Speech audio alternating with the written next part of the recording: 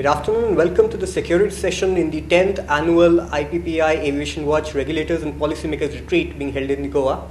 And with me, we are joined by Lieutenant General Patankar.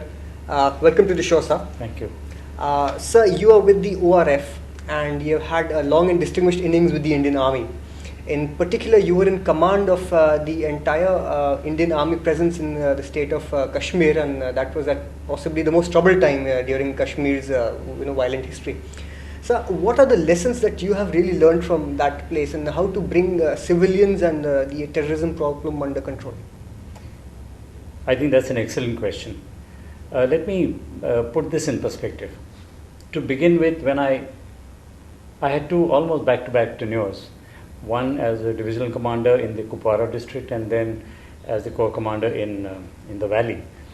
And both had, of course, there was continuity, but both had a separate agenda, as it were.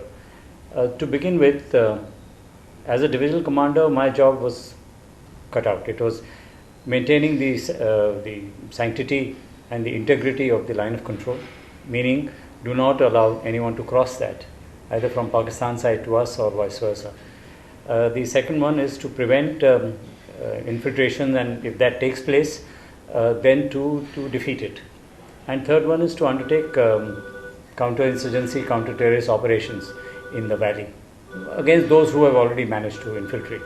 So, on a given day, at least 2 out of these 3 things were happening. So, that is the military aspect of it. But very soon I realized that when we are looking at counter-terrorism and counter-insurgency operations, it is essentially, the focus is on people. The people get the rub from both sides. You see, 99%, 95% people are innocent. They're just going to get on with their lives.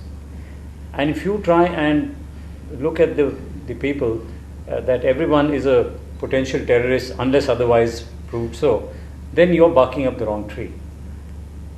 I thought the converse was true, that unless a man proves himself to be a terrorist, he's an innocent. And that helped a great deal. So we put people as the center of gravity.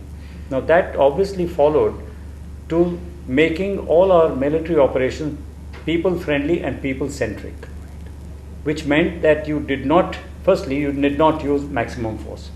You used what was called minimum adequate force.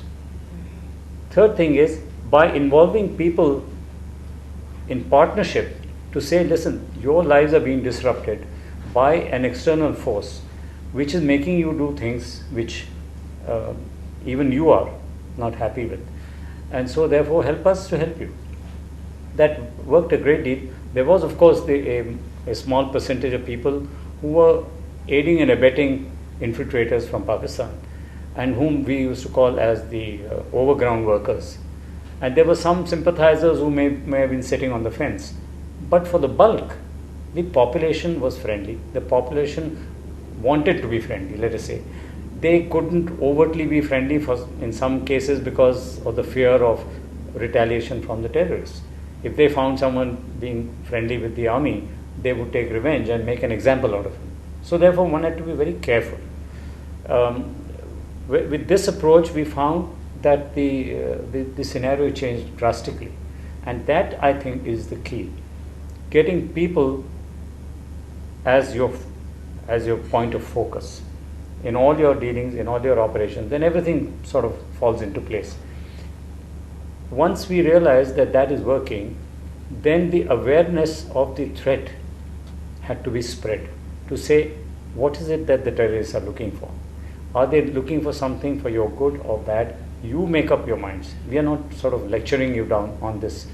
And if you look at things around you, if the schools are being burnt, if the hospitals are being burnt, if people are being terrorized to even step out of their house, is this in your long-term or a short-term interest? Slowly, partnership and cooperation increased tremendously.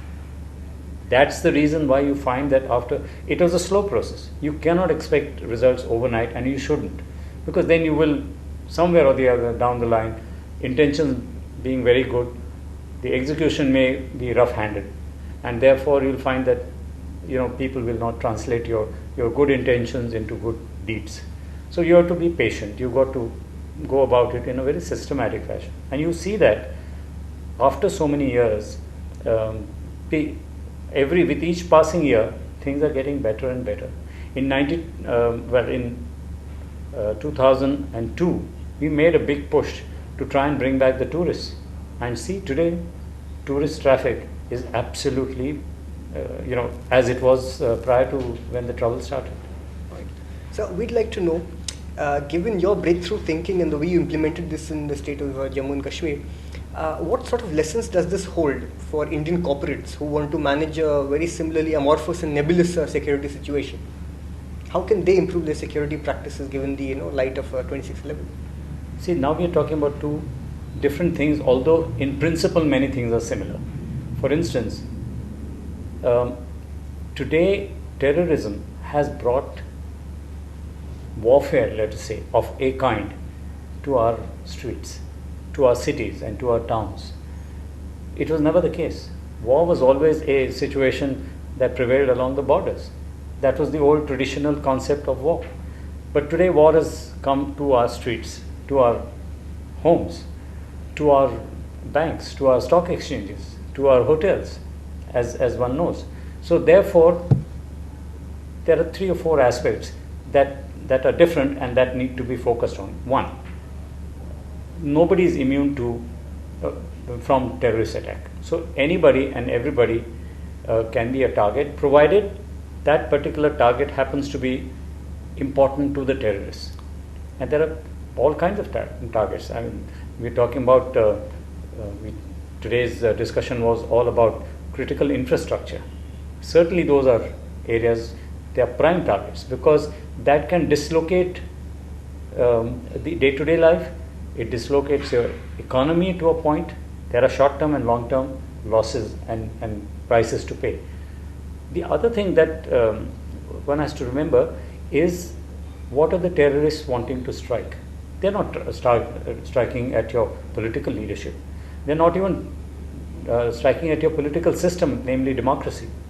It's not also about the religion. So what is it about? It is about India's economy, India's well-being, dismantling the economic progress, unhinging India's upward climb to a better quality of life for its citizens, for you and me, for these people around here. That is what the terrorists want to strike at. And therefore, that is why the war has come to the ordinary people, in our trams, in trains, in, like I said, in buses, anywhere, in cinema halls. So the first thing is, nobody is immune from this. Second is, it's not only the job of the security agencies, namely the police and the paramilitary forces, and the army, the intelligence agencies, who have to say that we will make sure nothing happens.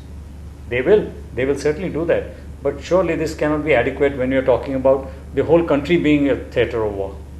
If that be so, each one of us is a soldier, should consider himself a soldier in this fight against terrorism. True. You got to be alert. You got to look for telltale signs. You see a new face, you see somebody acting differently, at least speak to somebody about it. That somebody will then make sure that either it is benign or it's something to be dealt with or whatever. That little piece of information may be vital cog in the entire picture.